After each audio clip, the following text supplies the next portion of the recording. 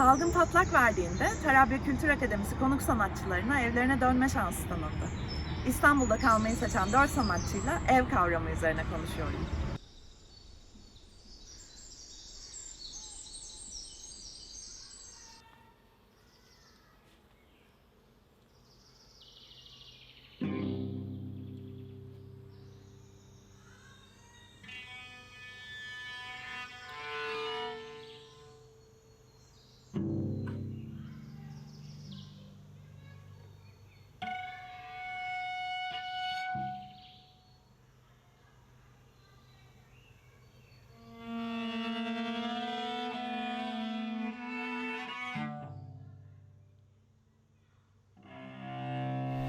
İnsanın kendisi ve kendisi olmayanla kendisi ve kendisi olmayan arasında kurmak istediği bir ilişki var.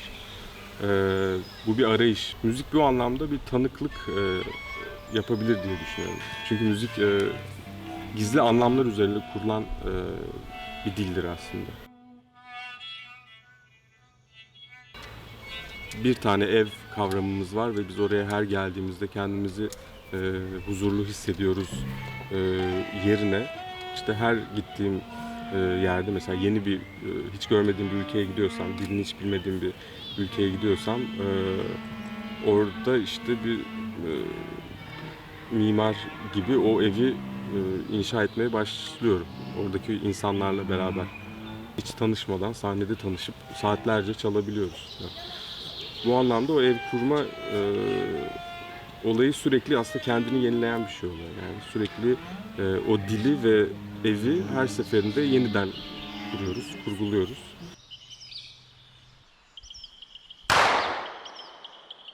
Güçle ilgileniyorum. Yani gücün nasıl şekil bulduğuyla.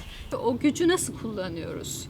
Yani tahrip etmek için, çünkü güç iyi bir şekilde de kullanılabilir. Aristokrat bir ailenin gelenekselleşmiş av ritüellerinden bir tanesine katıldım ben. Yani bana mesela bu çağda hala öyle bir şeyin oluyor olabilmesi bile çok inanılmaz geliyor. Yani vahşi nedir yani hakikaten? Vahşi biz miyiz, yoksa vahşi bizim işgal ettiğimiz alanlar mı yani? Hem evimi hissediyorum hem de bir yandan da hiçbir yer evim gibi hissetmiyorum. Evinde çekmeceyi açarsın ve unuttuğun bir sürü şeyle karşılaşırsın. Yani o biraz evdir yani hani bir insan için. Benim yalnızlığım gerçekten benim çerçevesini kendi oluşturduğum bir şeymiş. Şimdi burası biraz benim evim. Birazcık da başka bir karakter var. Yarattığım, işte düşündüğüm diyelim. Onun evi, bir kadının evi. Pandemi sürecinde sivrilen, rahatsız olduğumuz bir tiplemeyle ama bir yandan da doğayı arayan bir tip, bir kadının evi gibi bir şey diyelim. Yani bir yandan yalnız, bir yandan yalnızlığın nasıl gidereceğini düşünüyor. Bir yandan doğa yetiyor gibi, bir yandan yetmiyor gibi. Böyle bir ikilemler içerisinde bir kadın. Hepimiz olduğu gibi.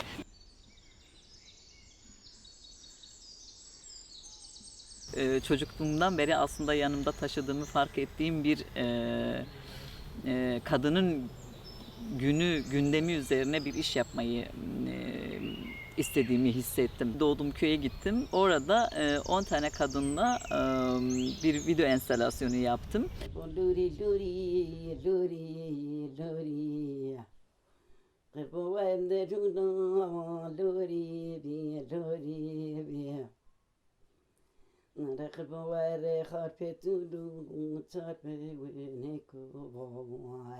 Derik nedir?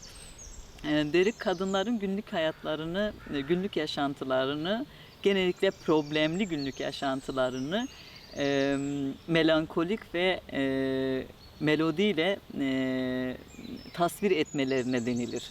Ve yalnızken yaparlar bunu. Kadın sosyal hayatını eve sığdırıyor, eve sıkıştırıyor. Ev bir taraftan kapalı ve korunaklıyken öbür taraftan da sokaktan da bir farkı yoktur. Özellikle de kadın için, burada kadından bahsediyorsak. Çünkü sokakta şiddet var, evin içinde de şiddet var aslında.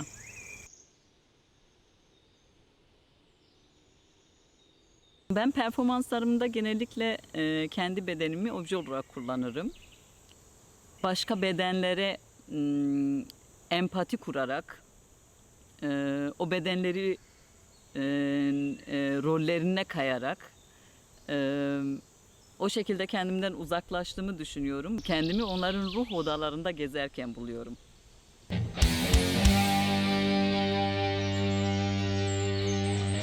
Mesela ben müziğe ilk başta Almanya'da bütün gurbetçi çocukların olduğu gibi rap'le başladım.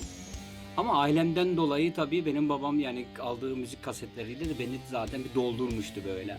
Arabeskinden tut, özgün müziğinden tut, Türk halk müziğinden böyle. Ben 6 yaşında sanki böyle music box gibi dolaşıyordum.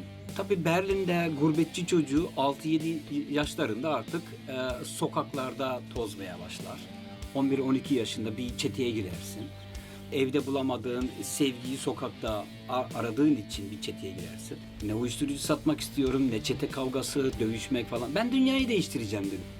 Zaten her şey o gün başladı. Dünyayı değiştireceğim dedim. Neyle? Sanatla. Sanat treni. Köyden köye, şehirden şehire gidiyorum. Freni patlamış. Benden bu kadar Almanya. Ben gidiyorum artık. Sıkıldım. Bavulumu da hazırlamıştım. O bavul aylarca orada durdu böyle evin köşesinde sembol olarak. Ya dedim ben babam yanına gideceğim. O dönemde bu Karaman şeyi aklıma geldi. Fikri. Evde olmak, babamla yalnız kalmak. 2 hafta boyunca ailemin 70'li yıllarda yaptırdığı o evin içinde o filmi çektik. Biraz babamın hikayesini anlatmak istedim. Benim babam Almanya'da o girdiği karanlık işler yüzünden Karaman'a geri dönmek zorunda kalmıştı. Sanki kendi hikayemi anlatıyorum gibi hem babamın hikayesi gibi. Şey dedim ya ben oyuncu da istemiyorum dedim. Direkt babamla yola çıktık böyle.